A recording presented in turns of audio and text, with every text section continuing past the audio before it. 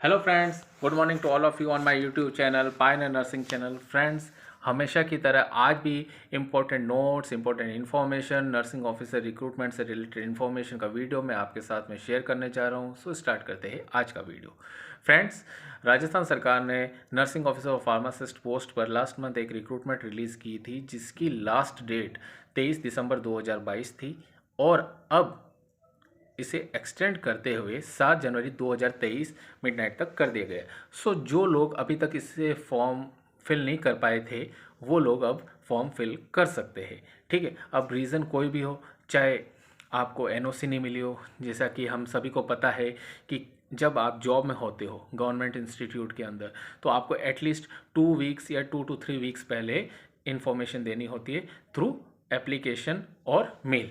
Okay, अब other reason की बात करें तो अदर रीज़न के अंदर किसी को अपना रजिस्ट्रेशन नंबर अपडेट करवाना हो, जैसा कि हम सभी को पता है कि एटलीस्ट 4 ईयर से हम सभी को अपना रजिस्ट्रेशन नंबर चाहे किसी भी स्टेट नर्सिंग काउंसिल में हो अपडेट करना होता है। अब और अदर रीज़न, जैसे कि हमें पता है कि राजस्थान नर्सिंग काउंसिल से रजिस्टर्ड होना इस रिक्रूटमेंट में कंपलसरी किया हुआ है, मैंडेटरी किया हुआ है। अब अगर कोई अदर स्टेट का कैंडिडेट इस रिक्रूटमेंट में एप्लीकेशन फिल करना चाहता है तो उसे registration number Rajasthan nursing council में रजिस्टर्ड करवाना कंपलसरी है। तो उसकी भी प्रोसेस, अगर उस कैंडिडेट की अंडर प्रोसेस है तो उसका डिस्पैच नंबर भी अगर हो तो वो इसके अंदर फॉर्म फिल कर सकता है। लेकिन अगर नहीं कर पाया हो तो वो अब इस अपॉर्चुनिटी के चलते कर सकता है। ओके, तो ये तो रही रिक्रूटमेंट से रिलेटेड इन्फॉर्मेशन। ठीक है, अब नेक्स्ट बात करते हैं कोविड से रिलेटेड। जैसा कि आप सभी को पता है कि कोविड के चलते, इस कोविड-19 के पैंडमिक के चलते वर्ल्ड वाइड बहुत डिफ़िकल्टीज़ सभी लोगों को फेस करनी पड़ी है और अभी भी ये कंडीशन कोविड-19 के चलते हर कंट्री के अंदर बनी हुई है। ठीक है, तो इस पैंडमिक का अभी वर्स्ट रूप, या यूँ हम कहें कि वर्स्ट सिचुएशन हमारी नेबर कंट्री चाइना, जहाँ से ये डिसीज़ ओरिजिनेट हुई थी, ओके, स्प्रेड आउट हुई थी world wide, okay, through any way, through any media. ठीक है, चाहे वो पर्सन हो, चाहे एनिमल हो, या एनी अदर मीडिया। ओके, तो आज वहाँ पर इस कोविड-19 के वेरिएंट ओमिक्रॉन के सब वेरिएंट BF.7 के चलते वहाँ पर मिलियंस के अंदर पब्लिक बहुत ही मतलब डिज़ास्ट्रस कंडीशन के अंदर जी रही है। वहाँ पे ऐसी सिचुएशन बन गई है, वर्स्ट सिचुएशन। ओके, और इंडिया के अंदर भी अभी तक अगर हम बात करें तो अपडेटेड इन्फॉर्मेशन के according, okay, ministry of health and family welfare के according 4 to 5 cases find out हुए हैं इस वेरिएंट के।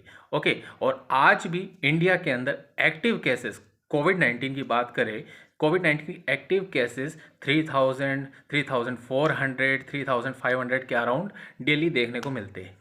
तो कहने का पर्पस ये है, इन्फॉर्मेशन ये है इम्पोर्टेंट, कि हम सभी को कोविड-19 के गाइडलाइंस, ओके, उसके जो रिस्ट्रिक्शंस कहीं पर भी आने जाने को लेकर हो वो हमें फॉलो करने हैं।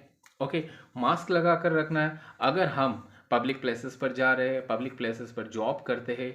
ओके, हैंड सैनिटाइज करना है। वैक्सीनेशन, जिसे हमारे इस कोविड-19 की प्रिवेंशन की मेन कड़ियों में से अगर देखा जाए तो ये एक मेन कड़ी है, मेन की है। ओके, तो कई लोगों ने, मतलब देश की almost most of the population ने वैक्सीनेशन करवा लिया है, और जिन लोगों ने अभी तक फर्स्ट डोज, सेकेंड डोज के अलावा बूस्ट डोज भी नहीं लगवाई है तो वो जल्द से जल्द अपने आप को वैक्सीनेट करवाएं। ओके, और इसके अलावा अब स्टडी वाइज बात करते हैं तो देखा जाए तो हम सभी, अदर देन राजस्थान गवर्नमेंट की इस रिक्रूटमेंट के अलावा बात करें तो बहुत सारी रिक्रूटमेंट्स जिनके अंदर हमें स्टेट गवर्नमेंट की हो, चाहे वो सेंट्रल गवर्नमेंट की हो या ऑटोनोमस इंस्टीट्यूट्स की हो, तो रिटन एग्ज़ाम के थ्रू जब हम रिटन एग्ज़ाम देते हैं तो हमारे सामने एक सिलेबस होता है। अब उस सिलेबस को अटेंड करने के लिए हमारे पास जो कॉन्फिडेंस होता है, वो कॉन्फिडेंस तभी आता है जब आपका बेसिक, नर्सिंग का बेसिक क्लियर होता है। अब अगर हम अपना नर्सिंग के बेसिक बात करें तो जिन्होंने कंपटीशन की इस फील्ड में, नर्सिंग की कंपटीशन की इस फील्ड में शुरुआत से एक अच्छी तैयारी करके रखी होती है, वो चाहे 1 साल बाद करे या 2 साल बाद करे या 3 साल बाद करे, क्वेश्चन जब भी उसे पूछा जाएगा तो कहीं ना कहीं एक कॉन्फिडेंस उसके अंदर होता है। बस ज़रूरत होती है तो उस कॉन्फिडेंस को रीजनरेट करने की, उसे रीस्टार्ट करने की। ओके, तो कहना मैं ये चाहता हूँ आपसे अपने पर्सनल एक्सपीरियंस के बेसिस पे कि अगर आपने शुरुआत में एक अच्छी तैयारी की है तो आप उसे कहीं से भी रीस्टार्ट कर सकते हैं। ओके, अगर आप एक पर्टिकुलर रिक्रूटमेंट को क्रैक करने के पर्सपेक्टिव से चल रहे तो फॉर एग्जांपल एक दो क्वेश्चन मैं आपके साथ शेयर करूंगा, ठीक है, अपनी बात को क्लियर करने के लिए। जैसे कि अगर आपको पूछ लिया जाए कि भाई ऑक्सीटोसिन का एंटीडोट क्या है, वन लाइनर क्वेश्चन है, सीधा सा सवाल, तो अगर आपने कहीं पर भी एंटीडोट्स के ऐसे क्वेश्चन किसी कॉम्पिटिटिव एग्जाम में like ESIC RB sorry railway के रिक्रूटमेंट के अंदर या एम्स के रिक्रूटमेंट के अंदर आपने अटेंड किया हो, ठीक है, तो आपको एकदम से आंसर आएगा एटोसिबान। एंटीडायोटिक का एंटीडोट पूछ लिया जाए तो डेमेक्लोसाइक्लिन, ठीक है। डिजॉक्सिन का पूछ लिया जाए तो डीजेबाइंड।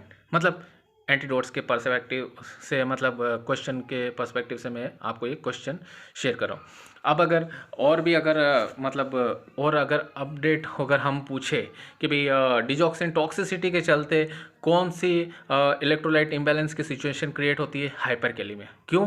क्योंकि सोडियम पोटेशियम पंप ब्लॉक हो जाता है, जिसके चलते ब्लड के अंदर पोटेशियम आयन की कंसंट्रेशन इंक्रीज हो जाती है। ओके, और हाइपोकैलेमिया इस सिचुएशन को पोटेंशिएट करता है, यानी उसको और भी ज़्यादा सीवियर बना सकता है। ओके, तो दोनों में डिफरेंस हमें पता होता है, ठीक है। तो ये डाटा क्लियर होना बहुत ज़रूरी है।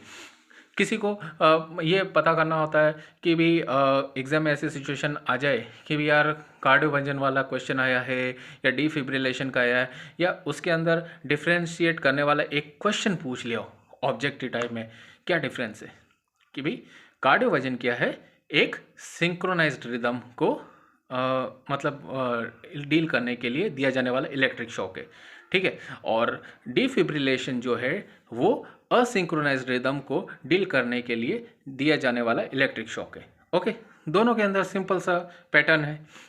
जो हम ECG वेव्स के अंदर PQRSTU, ये जो 6 वेव्स होती है, इनके अंदर R wave to R wave के अंदर जो इलेक्ट्रिक शॉक दिया जाता है वो एक सिंक्रोनाइज्ड रिदम में होता है, यानी R टू R इंटरवल पर।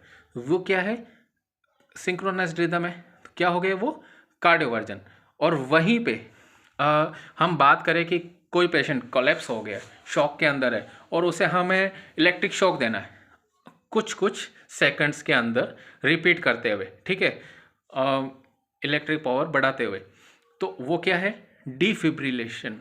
ओके, डिफिब्रिलेशन असिंक्रोनाइज्ड रिदम के लिए ओके दिया गया इलेक्ट्रिक शॉक, ठीक है। तो ये बेसिक कंसेप्ट्स ध्यान में रखना बहुत ज़रूरी है, और इसी तरीके से ये जो तैयारी है आपकी हर रिक्रूटमेंट के अंदर दिखाई देनी चाहिए, और यही चीज़ आपकी कॉन्फिडेंस बढ़ाने के लिए बहुत ज़रूरी होती है, ठीक है ना। हमें पता होना चाहिए कि पल्सलेस VT, वेंट्राइकुलर टैकीकार्डिया की सिचुएशन में क्या करना चाहिए।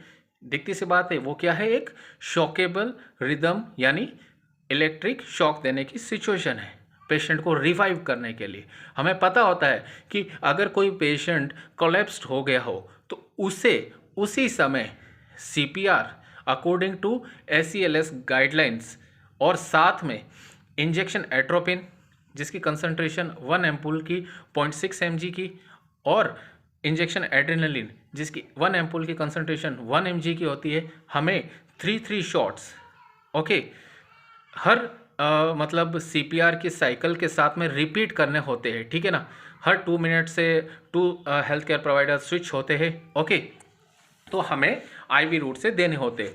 तो ये हमारा जो थ्योरेटिकल नॉलेज है, प्रैक्टिकल नॉलेज के साथ में कोऑर्डिनेट करके हमें हमारा कॉन्फिडेंस रीबूस्ट करने के लिए बहुत ज़रूरी है, और हमें हमारा बेसिक अपडेट करते रहना चाहिए नर्सिंग नॉलेज, और हमें ऐसे questions time to time solve करने चाहिए, ताकि हम कोई भी रिक्रूटमेंट जिसे हम आगे क्रैक करना चाहते हैं, उसके लिए अपना कॉन्फिडेंस अपडेट रख सके, उसे बनाए रख सके।